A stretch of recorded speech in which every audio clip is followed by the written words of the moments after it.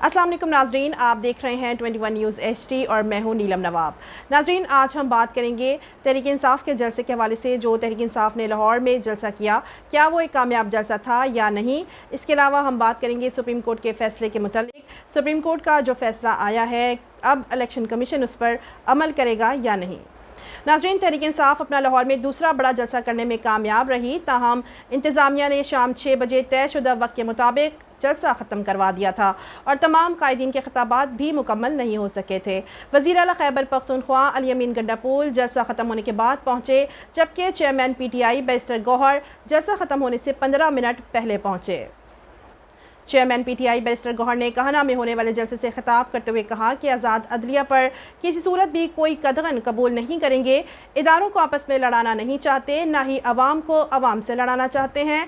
हमें जलसे के लिए NOC नहीं दिया जाता, इससे पहले अमेरिका का वीज़ा मिल जाता है। अदलिया की आज़ादी के लिए जद्दोजहद जारी रखेंगे। जबकि जलसे में हमाद अजहर ने इंकशाफ किया और कहा कि फस्तायत, कंटेनर्स, गिरफ्तारियों और फॉर्म 47 के हुक्मरानों को अवाम ने पाश पाश कर दिया। सुना है नून लीग की हुकूमत जा रही है और सिंध से एक नई कठपुतली तैयार है जो कहता है पानी आता है तो पानी जाता है, लेकिन अब पानी आएगा न जाएगा, क्योंकि अब अवाम आएंगे। नाजरीन, तहरीक इंसाफ लाहौर में जलसा करने में तो कामयाब रही, लेकिन सारी क़यादत जलसे में शिरकत ना कर पाई। असद कैसद और उमर अयूब भी गायब थे, जबकि शेर अफजल मरवत भी बीमार हो गए थे, उन्हें कोरोना हो गया था। लेकिन क्या बाकी सब भी बीमार थे? नाजरीन, अगर इस्लामाबाद और लाहौर के जलसे का मुवाजना किया जाए तो इस्लामाबाद में क़यादत की शिरकत भी भरपूर थी, लेकिन लाहौर में तहरीक इंसाफ की क़यादत लाताल्लुक़ नज़र आई, जिसने बहुत सारे सवालात को भी जन्म दिया है जिन पर बात हो रही है। आप देखें, इस्लामाबाद में गिलगित के साबिक वज़ीर आला खालिद खुर्शीद बहुत गरजे थे, लेकिन लाहौर में वो भी गायब नजर आए। नाजरीन, दूसरी तरफ देखा जाए तो जलसा गाह में जहां हज़ारों लोग मौजूद थे, वहां जैसे ही जलसे का वक्त ख़त्म होता है तो साउंड सिस्टम और लाइट्स बंद कर दी जाती हैं। क्या चंद पुलिस वाले साउंड सिस्टम को बंद कर सकते थे, या क्या बिजली का बटन बंद किया जा सकता था, या क्या जनरेटर बंद किए जा सकते थे? मैं समझती हूँ कि जलसा गाह की इंतज़ामिया की मर्ज़ी के बगैर ना तो जलसा गाह की बिजली बंद हो सकती थी और ना ही साउंड सिस्टम बंद किया जा सकता था। ये कैसे मुमकिन हुआ कि चंद पुलिस वाले स्टेज पर चढ़े और उन्होंने कहा बस टाइम ख़त्म हो गया है, और सब ने मान लिया और जलसा गाह ख़त्म कर दिया।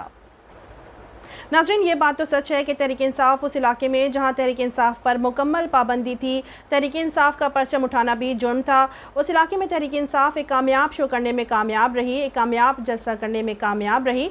लेकिन अगर इसका मुवाजना इस्लामाबाद के जलसे से किया जाए तो इस्लामाबाद का जलसा इससे ज़्यादा पावरफुल था। अब अगर सुप्रीम कोर्ट के फैसले के मुतालिक बात की जाए तो सुप्रीम कोर्ट के 8 जजेस ने मखसूस नशिस्तों पर तफसीली फ़ैसला जारी कर दिया। 70 सफ़ात पर मुश्तमिल तफसीली फ़ैसला जस्टिस मंसूर अली शाह ने तहरीर किया, जिसमें पेशावर हाई कोर्ट के फैसले को कलअदम करार देते हुए कहा गया है कि इलेक्शन कमीशन का 1 मार्च का जो फैसला था वो आइन से मुतसादिम है, जिसकी कानूनी कोई हैसियत नहीं है। नाजरीन, तफसीली फैसले में यह भी कहा गया है कि PTI ने दावा किया कि आज़ाद उम्मीदवार जो थे वो PTI के उम्मीदवार थे और वोटर्स ने PTI उम्मीदवार होने की वजह से उन्हें वोट दिए थे। इलेक्शन कमीशन फरीक मुखालिफ के तौर पर केस लड़ता रहा, हालांकि इसका बुनियादी काम साफ शफाफ इंतखाबात कराना था। इलेक्शन कमीशन मुल्क में जमहूरी अमल का जामिन है, वो आम इंतखाबात फरवरी 2024 में अपना ये किरदार अदा करने में नाकाम रहा। जबकि तफसीली फैसले में ये भी कहा गया कि जब इलेक्शन कमीशन गलतियाँ करता है तो अदलिया को मदाखलत करना पड़ती है ताकि इंतखाबी इंसाफ को यकीनी बनाया जा सके। सियासी जमातें, अवाम और रियासत के दरमियान राब्ते, इलेक्शन कमीशन इंतखाबी अज़ादारियों के हवाले से बहुत से फैसले करता है, इसलिए वो एक नीम अदालती फॉर्म है।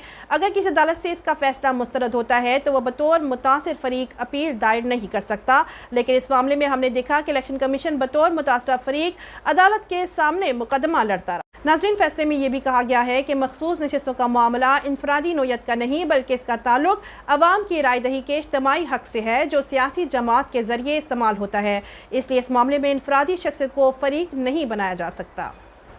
नाजरीन, अब सुप्रीम कोर्ट के तफसीली फैसले के बाद देखना यह है कि इलेक्शन कमीशन नोटिफिकेशन जारी करता है या वो फिर दोबारा से तारीखी हरबे इस्तेमाल करेगा। 3 से 4 दिन हो गए हैं, रोज़ाना जो है वो इलेक्शन कमीशन का इजलास हो रहा है, लेकिन वो बगैर किसी नतीजे के ख़त्म हो जाता है। तो अब देखना यह है कि इलेक्शन कमीशन सुप्रीम कोर्ट के फैसले पर क्या रद्द अमल देता है।